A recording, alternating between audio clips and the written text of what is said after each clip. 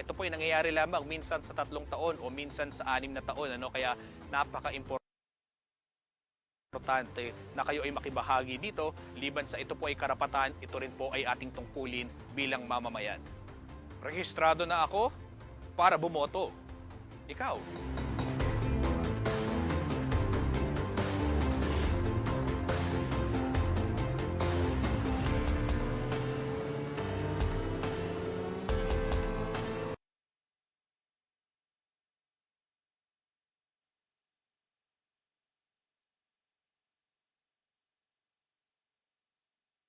So to speak, COVID-19. Bigat ng laban, pasa ng kababaihan.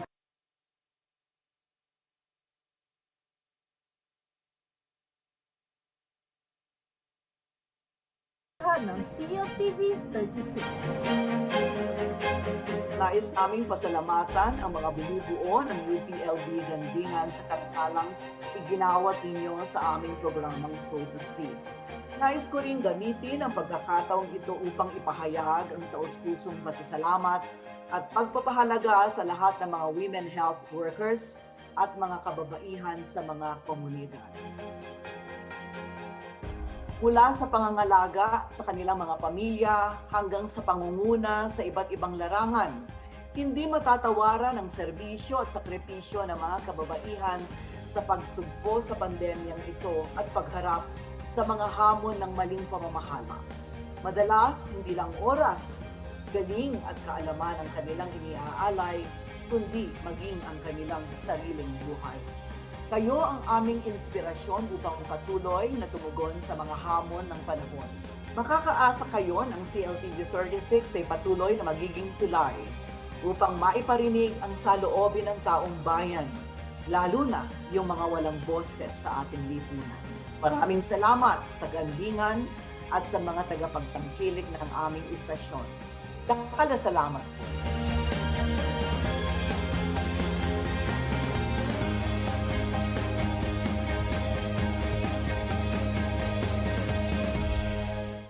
Kung nabakunahan na, maaari na bang itigil ang pagsusuot ng face mask, face shield at iba pang minimum public health standards?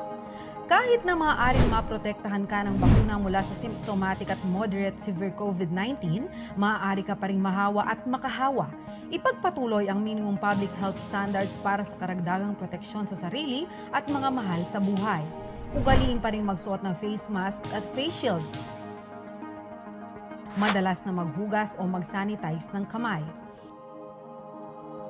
Iwasan ang matataong lugar at laging dumistansya ng 1 metrong layo sa isa't isa. Siguruhing may magandang daloy ng hangin sa bahay o lugar ng trabaho. Patuloy na sundin ang minimum public health standards kahit na bakuna na. Ang paalalang ito ay hatid sa inyo ng CLTV.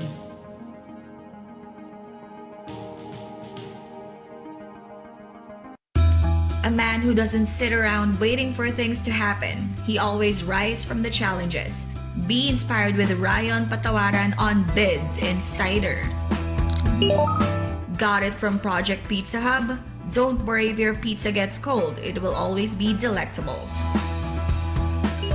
Can you consume all 25 flavors of chicken wings in one sitting? Then Wing Valley will suit your appetite. Know more about them on Biz Labs. Let's get down to business with Nicolette Hanson. He's on this Wednesday, 7 p.m. Tune in to CLTV or catch our live simulcast on our official Facebook accounts. Business and usual, only here on CLTV.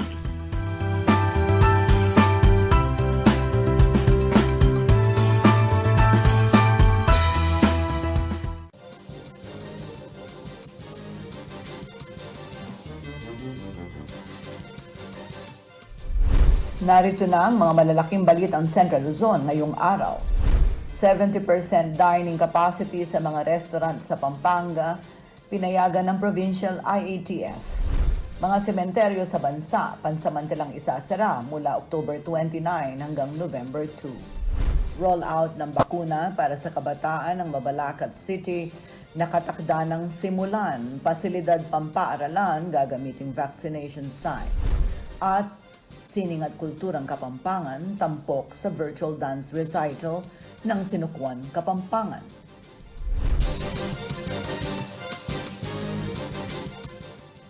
Magandang gabi ka Rehiyon. Ako si Sonia P. Soto. Oras na para sa mga maiinit na balitang Central Luzon. Pinayagan na ng Provincial IATF ng Pampanga ang 70% dining capacity sa mga restaurant at iba pang mga kainan. Ikinatuwa naman ng ilang business owners ang bahagyang pagluluwag sa quarantine protocols. Isang hakbang umano ito para sa unti-unting panunumbalik ng sigla ng ekonomiya sa lalawigan. Si Rainiel Pawid ang may report.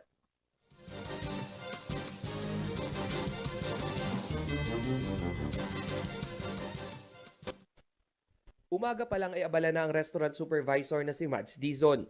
Inaayos niya na ang lahat ng kakailanganin sa kanilang kainan dito sa City of San Fernando, Pampanga. Una niyang no-monitor ang alcohol dispenser at digital thermometer sa labas. Kailangan din ay maayos na nakikita ang 1 seat apart sign sa bawat dining area. Ang 15 crew ng restaurant fully vaccinated na rin umano kontra COVID ayon kay Mads.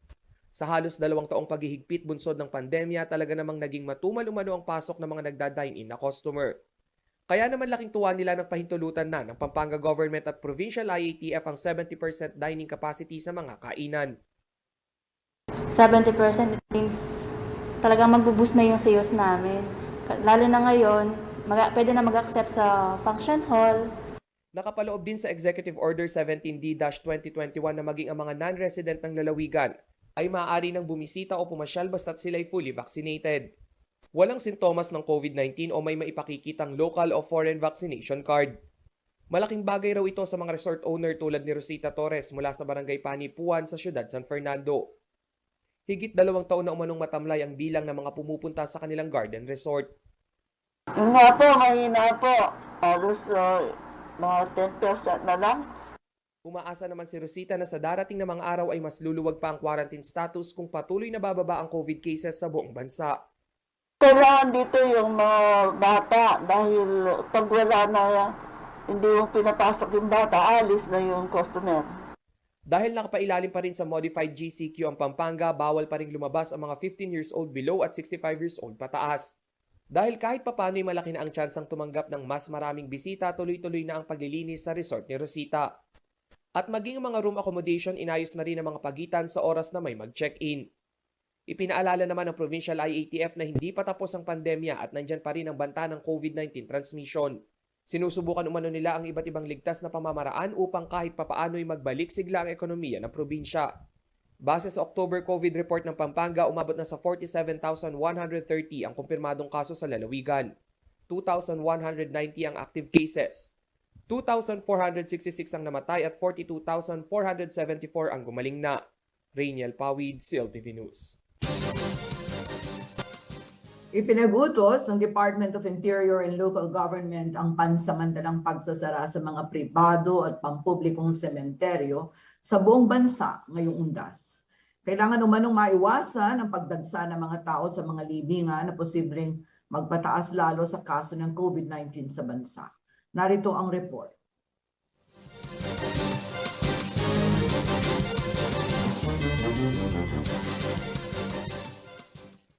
Inanunsyo ni Interior Secretary Eduardo Año nitong Miyerkules na lahat ng sementeryo sa bansa ay isasara simula October 29 hanggang November 2, 2021. Ito'y upang maiwasan ang banta ng COVID-19 transmission sa panahon ng undas. Sa briefing kasama si Pangulong Duterte nitong umaga, sinabi ni Año na nagpasa ng resolusyon ang Pandemic Task Force para sa guidelines sa paggunita ng undas ngayong taon sa gitna pa rin ng pandemya. Ayon kay Año, maaaring bumisita ang publiko sa mga sementeryo, memorial parks at kolumbarya bagong October 29 o matapos ang November 2. Kailangan ding limitahan sa 10 katao bawat grupo at 30% capacity lamang ng lugar ang papayagan. Gayunpaman, maaari raw itong itaas sa 50% kung papayagan ng local government unit. Kailangan naman ang mahigpit na pagsunod ng mga bibisita sa minimum public health standards upang maiwasan ang hawaan ng COVID-19. Ang Philippine National Police, LGU at mga barangay ang magpapatupad nito. Kaugnay nito, inilabas ni Zambales Governor June Ebdane ang Executive Order 31-2021 na pansamantalang nagsasara sa mga sementeryo at kolumbaryo sa kanilang lalawigan. Matatandaang noong 1 linggo ay naghigpit ng quarantine restriction sa lalawigan dahil sa pagtaas ng kaso ng COVID. Ayon kay Governor Ebdane, Enero pa lang ngayong taon ay inihanda na nila ang kanilang healthcare facility, lalo na ang President Ramon Magsaysay Hospital upang gawing COVID referral hospital. Bukod sa samot-saring health guidelines, isa umano itong paraan upang matiyak na maging mababa o kontrolado ang COVID situation sa lugar. What we did was to provide medicines for those who are not too sick, and for those who need continuous treatment were transferred to Candelaria District Hospital, sa San Marcelino District Hospital, may dinala sa Kainumayan Hospital sa Botolan, at yung iba naman ay dinala sa mga private hospital. Isa ang Zambales sa may pinakamababang COVID cases sa buong Central Luzon. As of October 18, nasa 487 na lang ang aktibong kaso na binabantayan sa lalawigan.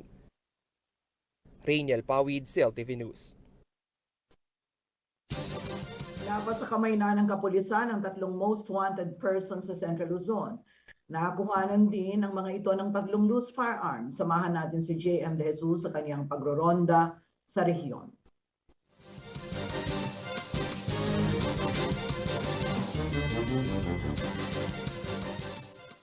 Naaresto ang isang call center agent sa Nueva Ecija nitong Martes, October 19 dahil sa lascivious conduct.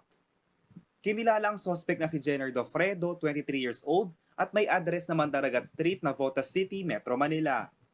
Kasong paglabag sa Section 5 ng Republic Act 7610 o Special Protection of Children Against Abuse, Exploitation and Discrimination Act ang suspect na may piyansang 180,000 pesos. Ang Section 5 ng naturang batas ay nakapatungkol sa child prostitution and other sexual abuse. Sa lungsod naman ng Olongapo, arestado rin ang isang top most wanted person nito ring Martes. Nadakip sa isang operasyon ng pulisya ang suspect na si Roger Sumal, 56 na taong gulang. Naharap si Sumal sa patong-patong na kasong rape, attempted rape at paglabag sa Special Protection of Children Against Abuse, Exploitation and Discrimination Act. Sa ibang balita, 3 loose firearms ang isinuko sa 1st and 2nd Aurora Provincial Mobile Force Company nito October 17 at October 19. Ayon sa ulat ng pulisya, ang 2 sa 3 armas ay parehong improvised at mula sa mga dating miyembro ng New People's Army. Nasa pangangalaga na ng mga otoridad ang mga armas para sa proper documentation at disposition. Samantala, arestado ang hindi pinangalanang suspect sa isang manhunt operation na naharap sa kasong paglabag sa Section 5 ng Republic Act 9262 o Anti-Violence Against Women and Their Children Act of 2004 nitong Lunes, October 18. Sa bisa ng warrant of arrest, nahuli ang suspect sa ginawang manhunt operation sa 21st Barangay New Calalake, Olongapo City. Piyansang 72,000 pesos ang maaaring ibigay ng suspect para sa kinakaharap na kaso. JM De Jesus, CLTV News. Sa pagbabalik ng CLTV News, school facilities sa Mabalacat City planong gamitin vaccination site. COVID-19 response at economic recovery plan, mga unang proyektong tututukan ni Pampanga gubernatorial aspirant Bailon. At batas laban sa mga nuisance candidate inihain na sa Kongreso, manatiling nakatutok para sa iba pang mga nangungunang balita ngayong araw.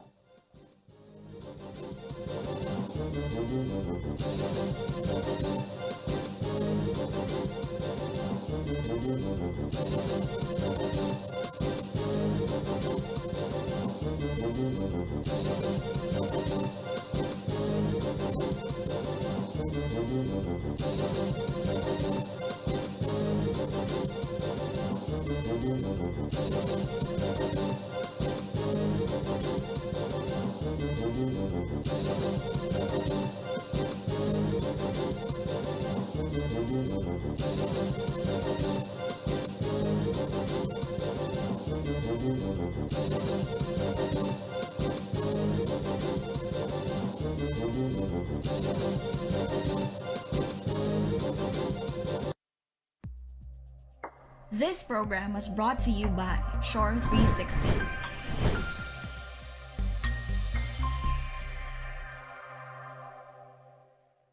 Ako po ang inyong lingkod, si Manong Willie Dar, mula sa Kagawaran ng Agrikultura.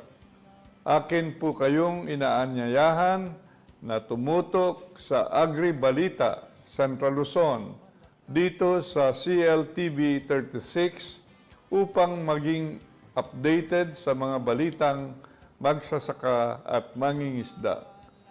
Tuwing Lunes naman, sa ganap na alas 10 ng umaga, hanggat alas 12 ng tanghali ay mapapakinggan ang ani at kita sa agrikultura sa RW 95.1 FM, kung saan ay ating binabahagi ang mga bagong kaalaman sa agrikultura.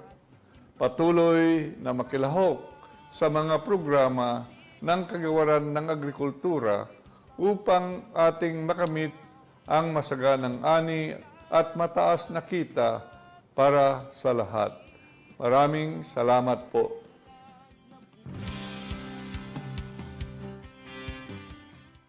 Sa haba po ng traffic sa EDSA, pabayaan ko po na umihit. Madalas po nakakaranas ako ng pananakit ng aking bewang. Ang findings po sa akin ay nagkaroon po ako ng kidney stone. Dahil sa kidney care, ang problema ko sa kidney ko, solved na. Kayang-kaya ng kidney care. Ang kidney care, hindi gamot, hindi dapat gamitin panggamot sa anumang uri ng sakit.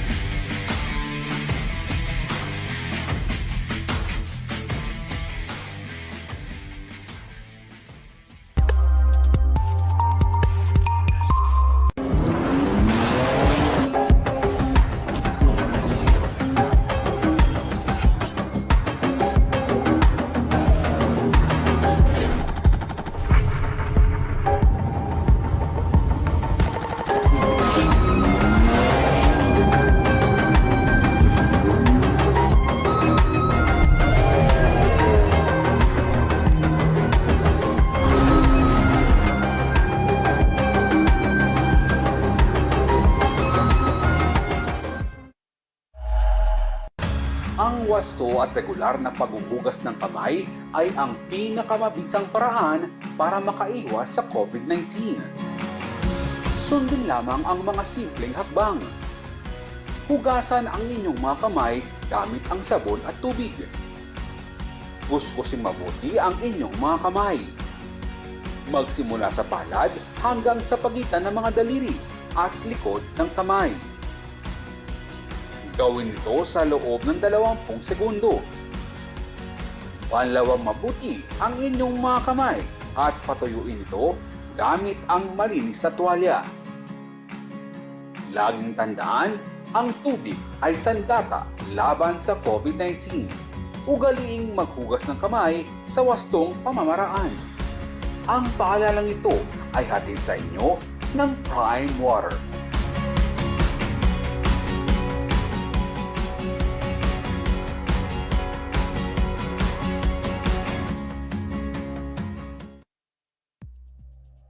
This program was brought to you by Shore 360.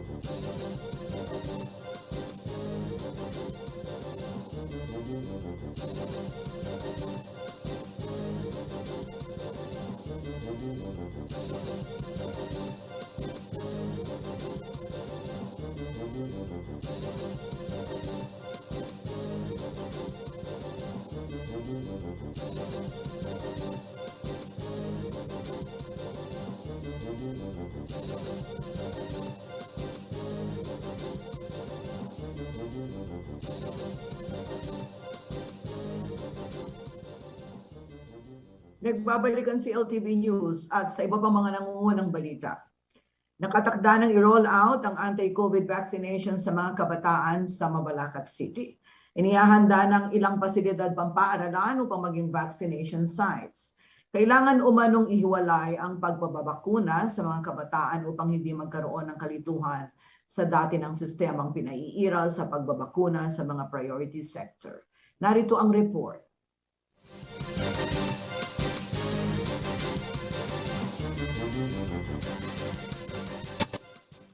Sa mga pampubliko at pribadong paaralan na nasa loob ng komunidad, posibleng ma-roll out ang vaccination program sa mga kabataan na nasa edad 12 to 17 years old sa Mabalacat City. Ayon yan kay Dr. Jose Antonio J. Rivera, ang health consultant ng syudad. Sinabi ng doktor na hindi hahalo ang hanay ng kabataan sa mga existing na vaccination sites. Most probably, tatlo yung tinitignan naming venues, no? Number one, the colleges or the schools themselves, no? Kasi nakita natin, no, napakalaki ng kanilang yung mga nakita nating mga schools dito sa Mabalacat when we went on an ocular, nakita namin ang lalaki ng kanilang space, no? At pati ang master listing nito ay may koordinasyon sa Department of Education, gayon din sa mga pediatric o school clinic na may listahan ng mga kabataang may comorbidities. Hindi hahalo ang ating 12 to 17 sa mga grupong yon.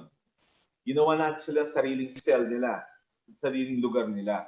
And last week pa, nakipag-usap na kami sa DepEd, yung ating head dito ng DepEd, plus ang ating mga out of school, no, through the aming census, para mag-come up ng sariling master listing that is apart, hiwalay sa paggagawa namin sa mga regular na vaccination. Bago pa ma-roll out ang vaccination program sa 12 to 17 years old na kabataan na with comorbidities, ay naglabas na ng guidelines dito ang Department of Health.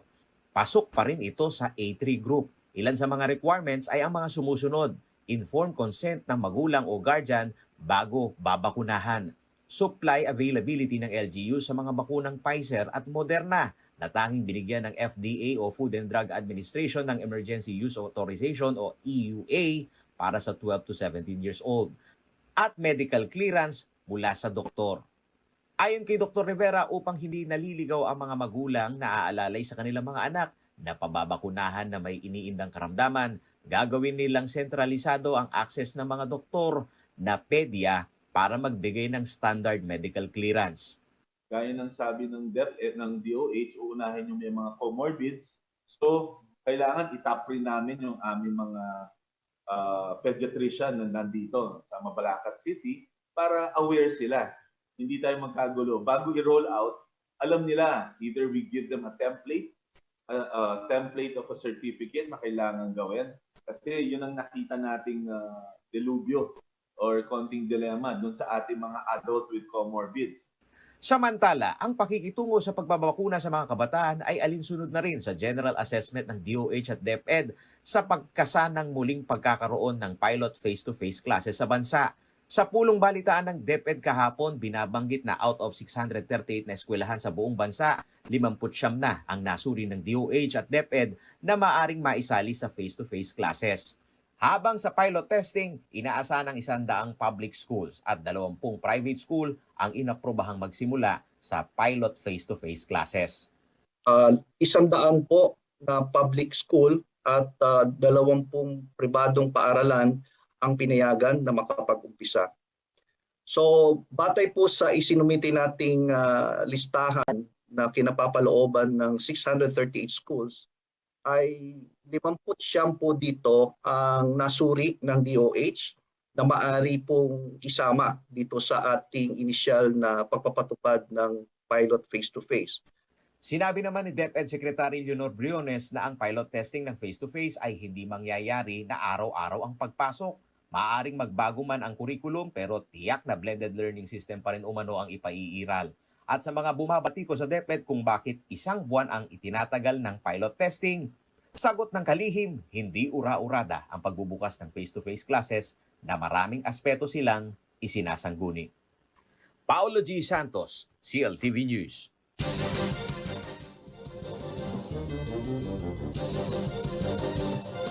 Our superheroes don't wear capes. Some of them wear headsets. Some of them wear scrubs.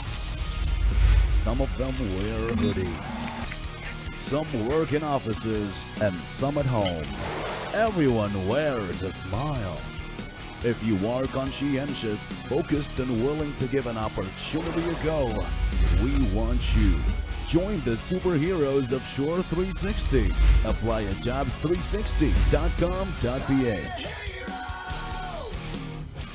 Reliable auto service brought closer to you at the Clark Freeport Zone.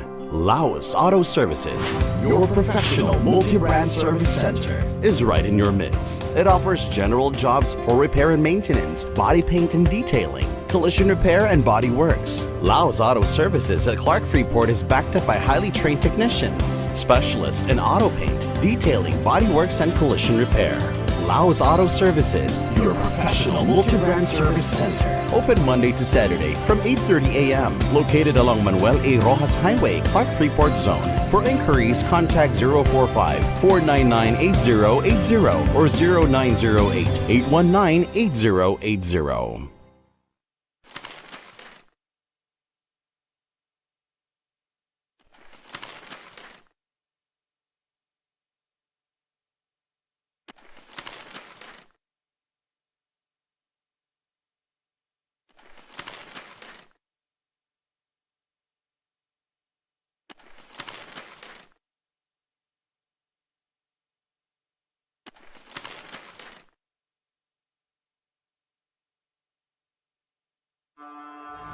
Why do humans have a desire to go up and over and not around?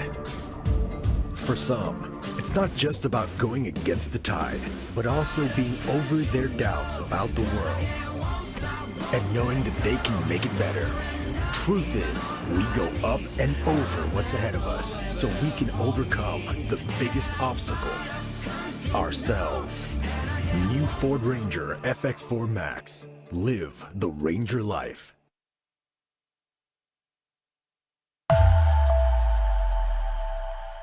Ang wika ay mahalaga sa pakikipag-ugnayan at mabisang komunikasyon. Sa buong mundo, mayroong halos 6,500 wika. Umaabot naman sa mahigit kumulang 175 ang wika sa ating bansa. 8 rito ang itinuturing na major language o mga pangunahing wika na ginagamit sa iba't ibang lugar. At kabilang sa mga pangunahing wika ay ginagamit sa mga lalawigan ng Gitnang Luzon. Gaya sa Pampanga, kung saan maririnig ang Kapampangan. Maya Paba, kumusta? Malaus Kopo. Mangantana. Sa Tarlac, Bataan at Bulacan, may mga nagsasalita rin ng Kapampangan. Habang sa Nueva Ecija at Zambales, maririnig ang Ilocano at Sambal. Ay ayaten ka. Naku, salamat.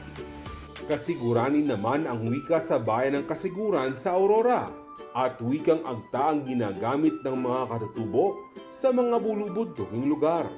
Habang Tagalog pa rin ang pangunahing wika sa Bulacan, maging sa Bataan, Nueva Ecija, Zambales at Aurora. Ang mga wikang maririnig sa Central Luzon ay bahagi ng ating kultura, kaya dapat natin itong pahalagahan, mahalin at ipagmalaki.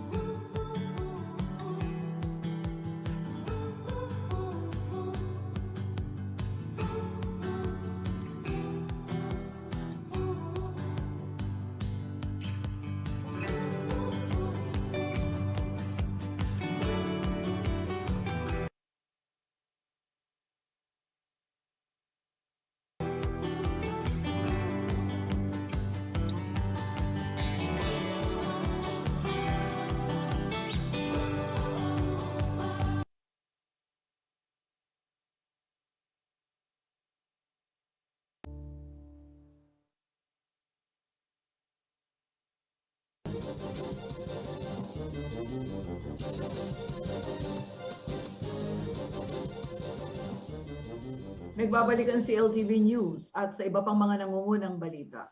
Sa pagtatapos ng filing of candidacy sa bayan ng Arayat, Pampanga, nag-iisang babae ang nagpasa ng kanyang kandidatura sa pagka-alkalde. Si Madet Alejandrino, ang unang ginang ng Arayat at may bahay ng kasalukuyang alkalde na si Mayor Bon Alejandrino. Siya rin ang tumatayong executive assistant to the governor sa Alagang Nanay program ng Provincial Government of Pampanga. Noong 2019, siya ay humabol na vice-alkalde ngunit nabigo. Ngayon ay kanyang susubukang masungkit ang pinakamataas na pwesto sa bayan upang siyang maging kauna-unahang babaeng alkalde ng Arayat. Makakasama natin ngayon dito sa kilalanin ng kandidato segment si Ginang Madir Alejandrino, ang pambato ng Kambilan Party sa bayan ng Arayat. Magandang gabi po sa inyo, Madir. Magandang gabi po, Madam, at sa lahat po ng mga nanonood dito po sa CLTV. Salamat po. Tinggap yung kaya kaming imbitasyon na interviewed ako po kaya pong programa tamong yan Bengi. Madir, Tagalog muna po tayo para po lahat po ng iba pang nanonood sa buong Central Luzon. Of course, ang ating gustong makapanood sa atin ay mga taga-Arayat, pero okay naman po sa inyo na hindi lang taga-Arayat ang nanonood po sa atin, Madir? Opo. Okay. Ang una ko po nais itanong sa inyo, Madir, ano po ang inyong pagtingin sa inyong kandidatura para Mayor of Arayat kung saan tatlong batikang politiko ang inyong makakaharap? Hindi ho mahirap kalaban yung mga makakaharap nyo,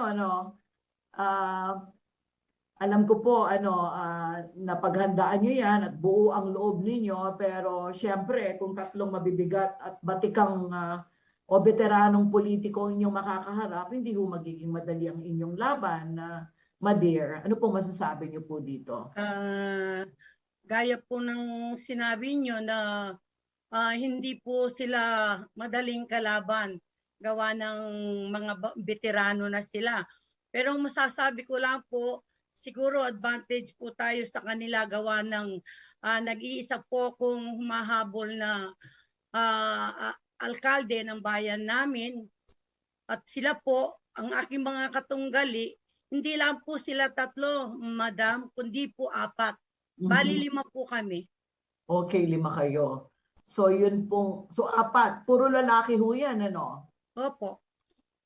Ano naman po ang pakiramdam nyo kung tulong-tulong sila para kayo'y matalo? Siguro para po, kayo'y matalo. Ang masasabi ko lang po, siguro kalayaan ng bawat Pilipino, bawat isa sa atin ang mangarap para tumulong sa ating bayan.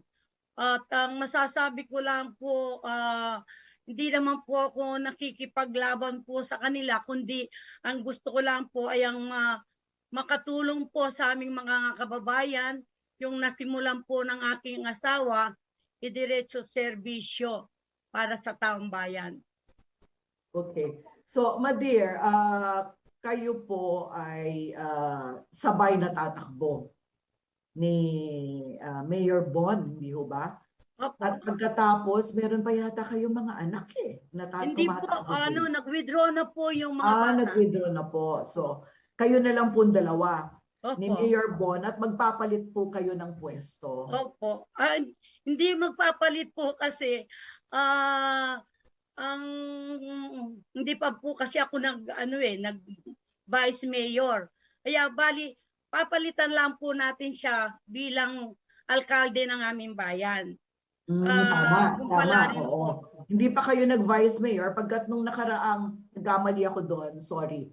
Noon kasing nung nakaraang halalan, kayo po ay tumakbong vice mayor pero hindi ho kayo pinalad. Opo. Oo. Tama. Sasagutin ko po. Natalo po kayo noon kay sa incumbent si VM Pogi Malyari. Tama po. Pogi Malyari. Opo. Okay. So sa palagay niyo po ba sa pagkakataong ito malakas ho ang inyong laban? Palagay ko po kasi nakakalamang po ako sa kanila. Gawa ng sila, 4 po silang katunggali ko.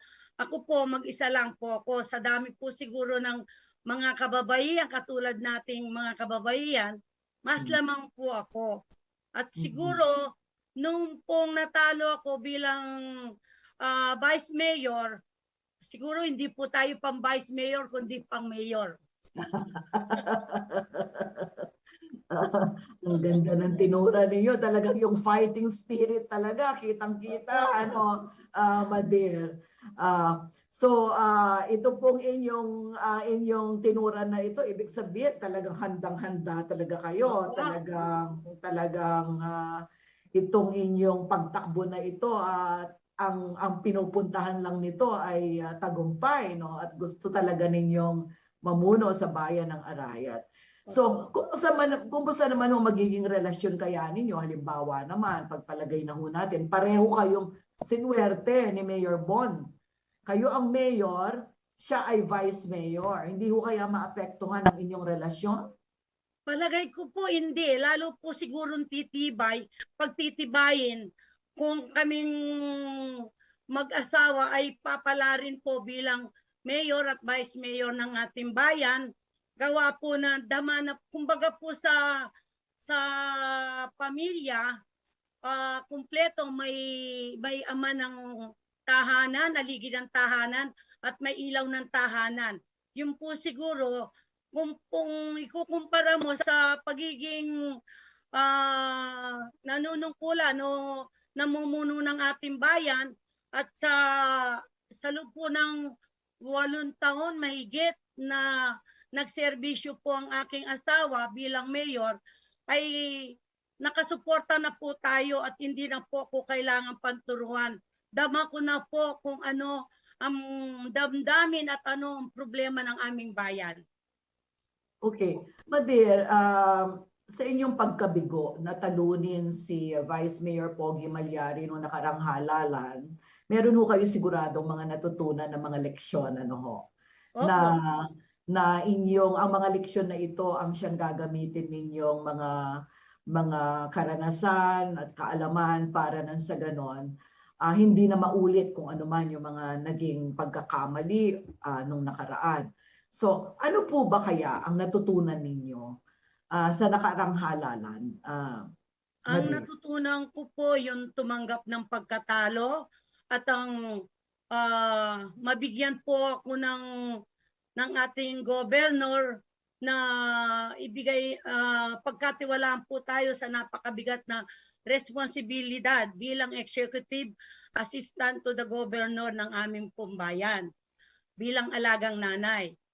At siguro po nakita ko at napakita ko na rin po sa ating mga kababayan na kahit na isang babae lang po ko, pwede po kong mamuno o maging isang ina ng ating bayan. Masubukan naman po nila na kahit na siguro po sa karanasan ng aming mga kababayan dito, ngayon pa lang po nila mararanasan ang magkaroon ng isang ina na magiging pinuno ng aming bayan. Pwede ho bang malaman po natin kung ano po yung mga bit-bit ninyong plano o plataforma para sa mamamayan ng Arayat? Ano po ba yung mga balak niyong gawin? Lalo na po sa kababaihan. Kasi syempre si Mayor Bon, lalaki yan. Although alam ko nakikinig naman yan siya sa inyo at marahil meron naman siyang programang pangkababaihan. Ano po yung mga programang palalakasin pa ninyo kung kayo po ay magiging alkalde ng Arayat, Pampanga? Madir. Ang tututukan po siguro natin ay ang maidiretso yung serbisyo na pag-iiwanan bilang mayor ng aking asawa. Una po ang edukasyon sa ating mga kabataan, mabigyan sila ng magandang edukasyon.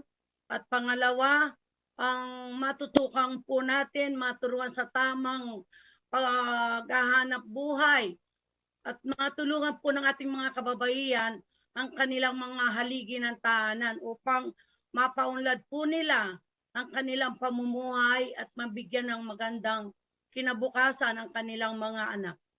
Mhm. At sa palagay po ba ninyo, wala na kayong babaguhin sa mga naging programa po ni Mayor Bon na sa palagay ninyo? Siyempre kahit mag-asawa kayo at nagtutulungan kayo, hindi naman siyempre parehong-pareho kayo, di ba? Siyempre magkaibang tao kayo eh. So meron ba kayong hindi nagugustuhan sa mga plano niya dati na sa palagay ninyo pag kayo ang umupo, hindi naman yon ang inyong magiging prioridad? Although nabanggit nyo na kanina yung edukasyon para sa kabataan at diretsong tulong para sa mga mamamayan at kababaihan, baka naman meron kayong mga hindi nagugustuhan o hindi na itutuloy sa mga programa ni Mayor Bon. Palagay ko po, siguro po, 99%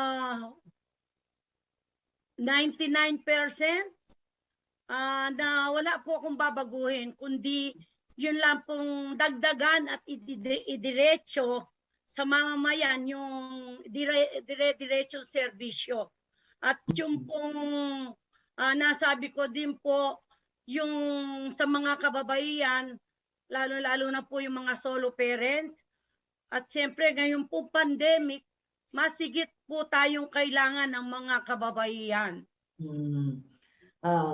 Madir, pwede ho bang magtanong ako sa inyo tungkol sa mga katangian na meron kayo at saka meron si Mayor Bon na magkapareho at hindi magkapareho? Yun po sigurong pagtulong sa kapwa, yung makamasa. Parehas lang po ang ugali po namin sa ganung bagay.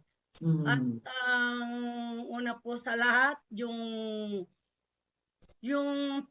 tumulong ng walang kapalit at may yung pong unang-una po pala yung may takot sa Diyos. At may pagmamahal, paggalang sa kapwa. Okay. Ano naman ho yung mga ugali ninyong hindi magkapareho? Kuripot. Kuripot. Tapos tayo po, medyo sabi nga, minsan ng mga line-up ko, si Madir lumalarga. Si Mayor, medyo talaga pong may kakuriputan, pero pagdating naman po dun sa mga talagang nangangailangan na alam niyang hindi masasayang at yung programa talagang nauuwi po sa mga barangay, sa mamamayan po ng Arayat. Pagdating naman ho sa tapang at lakas ng loob, kasi alam ko matapang si Mayor Bon eh. Alam ko din naman ang kasaysayan ni Mayor Bon. Sino ho ba ang mas matapang sa inyong dalawa? Hindi ho ba kayo na pag-iiwanan sa tapang, lakas ng loob at paninindigan? Siguro po magkaparehas lang po kami. Kasi sa paninindigan at tapang, ako po siguro pagdating doon po sa tamang karapatan, ipaglalabang ko po yung alam ko nangangailangan at higit na tulungan ang mas nakakarami kaysa doon po sa hindi dapat tulungan. Okay.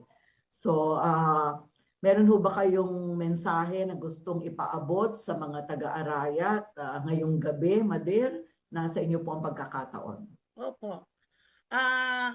Una po sa lahat, nagpapasalamat po ako sa Pong May Kapal.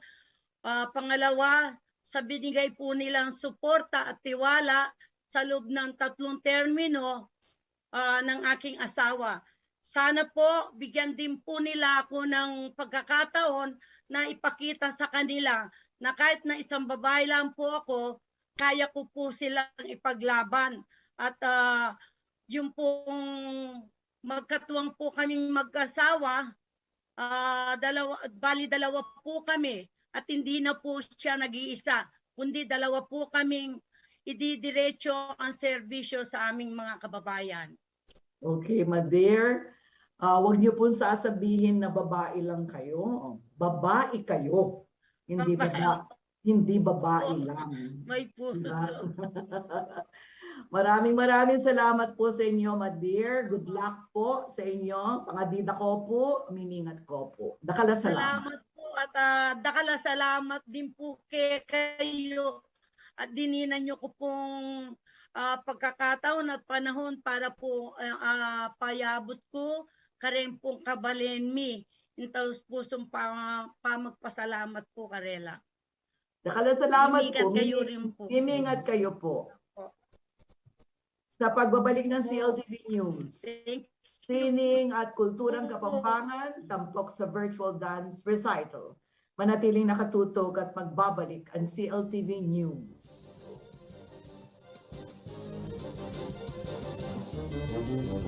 Pinagkakatiwala ang puwersa sa lokal na pagbabalita. Kabalikat sa serbisyo publiko, kakampi ng mamamayan ng Central Luzon. Ito ang CLTV News and Current Affairs. Bawat boto ay mahalaga dahil ito yung pagkakataon na pantay-pantay ang tingin sa bawat Pilipino. Ito yung pagkakataon na pantay-pantay na may karapatan tayo para ihalal yung mga gusto nating manungkulan sa gobyerno. Ang hindi pagboto ay pagsasantabi ng isang karapatan para maihalal nga natin yung mga nararapat na maging opisyal ng gobyerno para makapili ng mga susunod na mga leader na mamumuno sa ating bansa na mayroong vision para maging maayos nga yung panunungkulan o yung isang administrasyon. Kung gusto nyo pong baguhin na yung buhay nyo at magbago na yung ekonomiya ng bansa, ito na yung pagkakataon para magparehistro tayo at bumoto para sa magiging tamang liderato ng bansa. Rehistrado na ako para bumoto. Ikaw?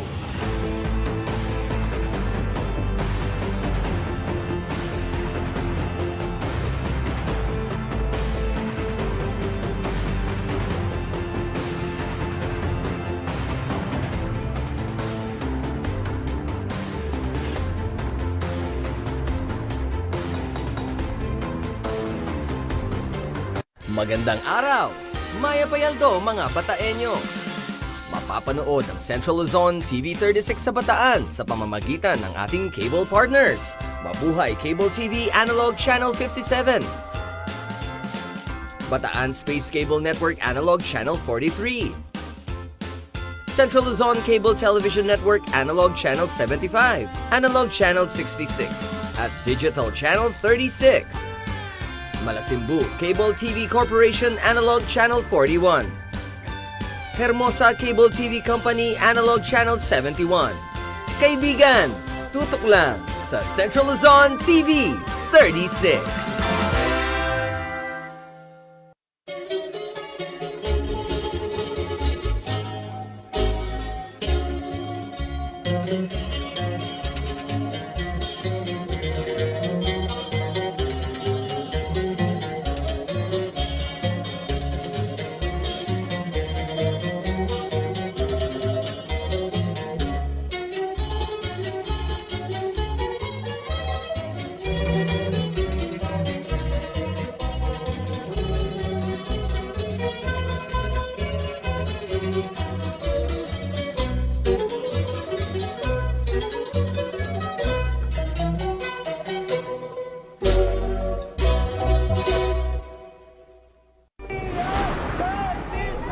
Lipunan na nagbibigay ng patas na karapatan, kalayaang mula sa diskriminasyon, katarungang nararapat makamit anuman ang estado sa buhay, karapatang dapat protektahan, dapat irespeto, ating ipaglalaban. Dahil ang karapatang pantao ay dapat para sa lahat. Hatid sa inyo ng Task Force Detainees of the Philippines, Dapat All, Human Rights for All. Sabado, alas 4 ng hapon, dito lamang sa CLTV.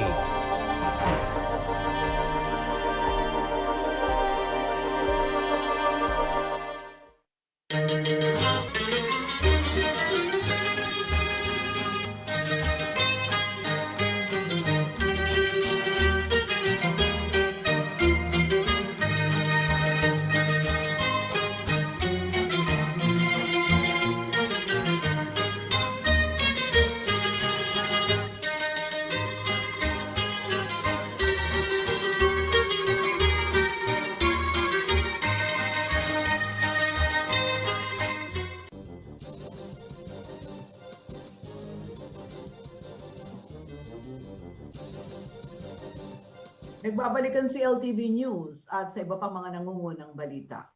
Inilatag na ni Pampanga gubernatorial candidate Danilo Bailon ang ilan sa kanyang mga plataporma sa darating na halalan. Kabilang sa kanyang mga priority project na gustong mabigyang daan ay ang COVID-19 response plan at economic recovery program ng Pampanga. Si Rainiel Pawid ang may report.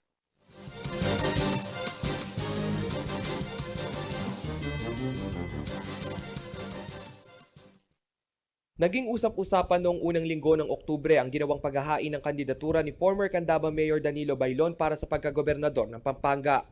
Ayon kay Bailon, proyekto para sa kalusugan ng mga kabalen ang kanyang unang tututukan sa oras na maluklok sa pwesto. Bukod sa COVID-19 response, ang overall health condition daw ng mga Kapampangan ay hindi dapat kalimutan.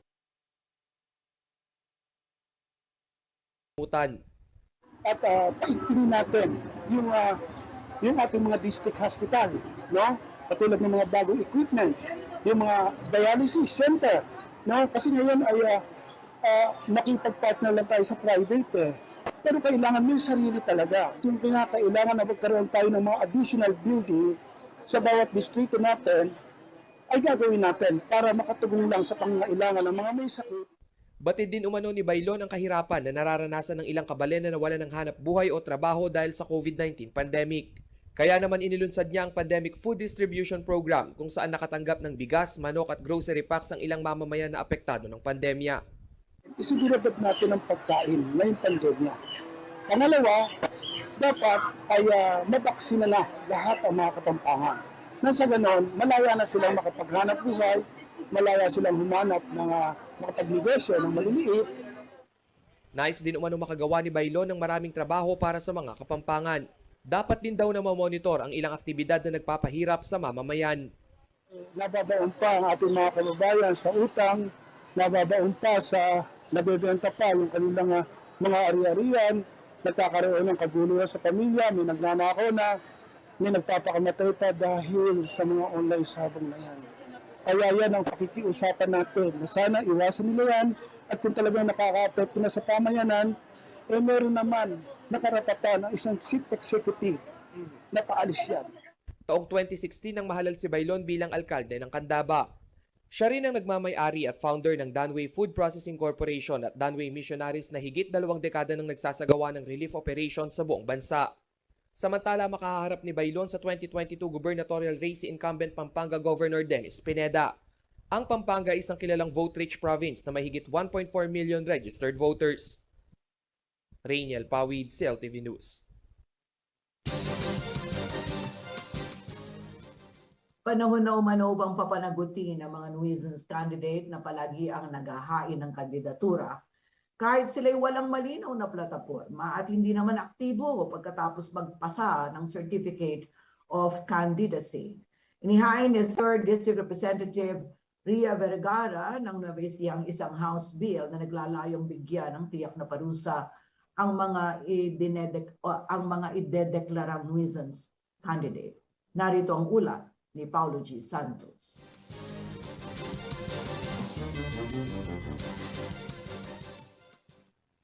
Hindi bababa sa higit 9 na po ang naghain ng Certificate of Candidacy sa pagkapangulo sa pagsasara ng filing ng COC noong October 8. At sa nagiging panukat ng Commission on Election o COMELEC, 90% ng mga naghain ng kandidatura ay babagsak sa tinatawag na nuisance candidate. Ang eksenang ito ay hindi lamang nakikita sa national election. Nagiging instrumento din ito ng panggugulo sa pagboto sa lokal na level. Kaya hirit ng ilang mambabatas, papanagutin ang mga nuisance candidate tuwing halalan. Ang House Bill number 9557 na layuning protektahan ang integridad ng electoral process ay inihain ni Nueva Ecija 3rd District Representative Ria Vergara. Anya, hindi maikakaila na ang intensyon ng mga panggulong kandidato ay makapanlin lang ng mga botante. Yung objective ng bill is like yung mga na-declare na ng nuisance candidate at one point in time by the COMELEC, hindi na dapat silang umuulit. Kasi ang nangyayari minsan, na-declare ng nuisance candidate tapos sa susunod na election, nandyan na naman. Sa bersyon ng Kamara, papanagutin ang paulit-ulit o habitual na nuisance candidate na minsan nang naideklarang panggulo, ngunit palagian pa rin itong naghahain ng kandidatura. Pag na-declare ka ng nuisance candidate, hindi ka na pwedeng mag-file ulit sa susunod na election.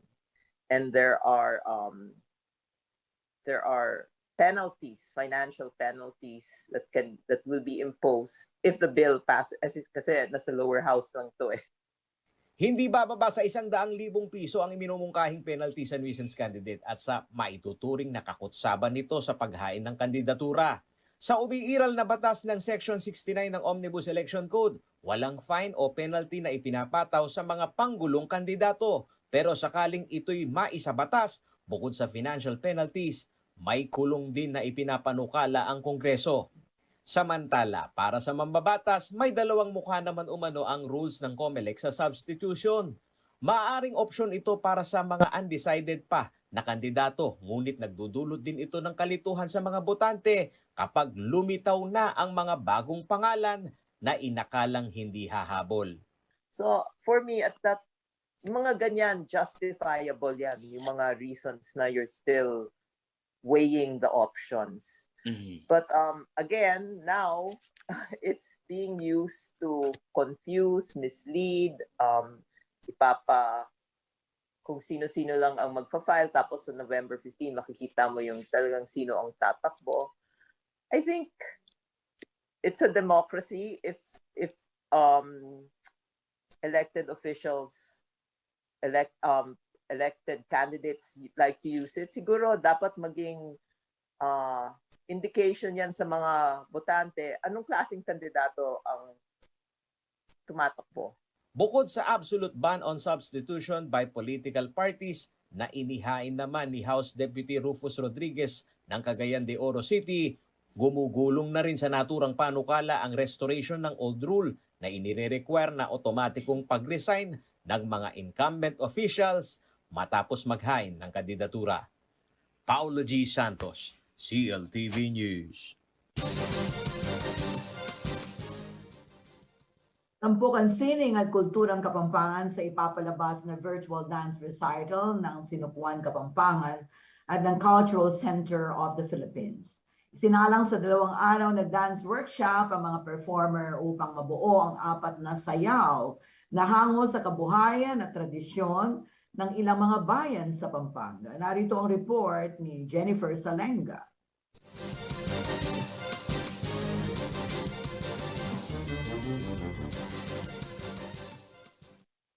Sa gitna ng pandemya, buhay na buhay pa rin ang sining sa Pampanga. Patunay dito ang isasagawang dance recital sa October 29 na pinamagatang Kalinangang Kapampangan, handog ng Sinukuan Kapampangan, Cultural Center of the Philippines at Angeles City Government. Ang Kalinangan Kapampangan ay virtual celebration ng sining at kulturang Kapampangan kasabay ng selebrasyon para sa Feast of Apong Mama Kalulu ng syudad. Ayon kay Peter De Vera, Creative Director ng Sinukuan Kapampangan, ang virtual dance performance ay recital mula sa kalinga ng sining virtual workshop on traditional Kapampangan dances na isinagawa ng Sinukuan Kapampangan at Cultural Exchange Department ng CCP nitong October 7 and 8. Parang culmination ng workshop, yung mga pinag-aralan ng mga sayaw na na-research namin, actually, mga research work ko ito in 1985 pa. And we would like to present them siguro kasi I am preparing at least 25 dances, no, Kapampangan dances. Tampok sa Kalinangang Kapampangan ang piling miyembro mula sa iba't ibang paaralan at dance company sa Pampanga na magpa-perform ng iba't ibang interpretative dances na magpapakita sa kultura ng mga Kapampangan, gaya ng Balsa de Bacolor, sayaw ng Florida Blanca, panghuhuli ng dalag at panghuhuli ng palaka dance. Ayon kay De Vera, kinakailangan pa raw nilang mag-shoot para sa virtual dance recital. Karoon kasi ito ng location shooting. Alam mo na, hindi allowed pa yung live, ano? So what we are trying to do is, sabi ko, sige, mag-location shooting tayo na very limited lamang yung dadating para at least mas maging maayos. Para makilala ang Kapampangan Arts and Culture, magpe-present sila ng virtual performances na maaaring gamitin sa pagsasaliksik hindi lamang ng mga Pilipino kundi ng buong mundo. Dagdag pa ni De Vera, malaki ang papel ng sining tulad ng sayaw sa pagpapalaganap ng kulturang Kapampangan. Higit sa pagbibigay ng kasiyahan sa bawat sayaw, may nakapaloob na kwento ng mga Kapampangan at ang mga kabataan na magsisilbing performers may natututunan din. This is very educational. This is very informative. Or if you are Kapampangan, ang mga itatanong sa iyo pag napunta ka sa ibang lugar, ano ang pagkain sa Pampanga? Yes. So, kung halimbawa pagkain, maraming isda sa amin kasi yung sayaw na ganito ay natutunan ko, no? Ang mga tugak sa amin or yung palaka ay kinakain, it's one of the delicacy. So this also can give information. And if you know these dances, pag alam mo itong mga sayaw na ito, hindi lamang yung alam mo kung ano ka, ano yung kultura mo, no? Pero nasasabi mo at naibibigay mo kung anong klaseng tao tayo, kung ano ba yung naipagmamalaki natin. At bilang pagbabatuloy sa pagpapakilala sa kulturang Kapampangan, ibinahagi ni De Vera ang planong paglalabas ng libro. Tampok ang mga sayaw ng Kapampangan na maaring ituro ng mga guro sa mga estudyante, gayon din sa lahat ng mga Pilipino at maging sa buong mundo. Mapapanood ang virtual dance recital sa October 29 via Facebook live stream ng Sinukwan Kapampangan. And we will continue working on culture and the arts because this will not only give us identity, no? Hindi lang ito magbibigay ng identity sa atin, pero ito ang magsasabi na kung gaano kaganda, ka-colorful at kasaya ang buhay natin noon, okay? Maaaring hirap ngayon, pero palagi tayong tumatanaw ng magandang bukas. Jennifer Salega, CLTV News. Alamin naman natin ang magiging lagay ng panahon bukas mula kay Ginoong Manny Esguera, ang Chief Weather Forecaster ng Pag-asa Clark.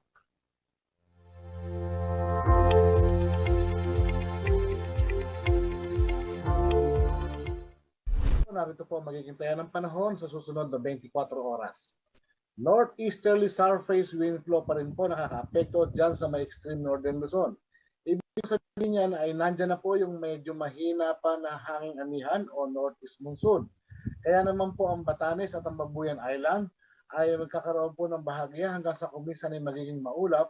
Meron lamang pong inaasahan mga isolated na mahihina mga pag-ulan, pagkilala at pagkulog. Dulot nga po ito ng northeasterly surface.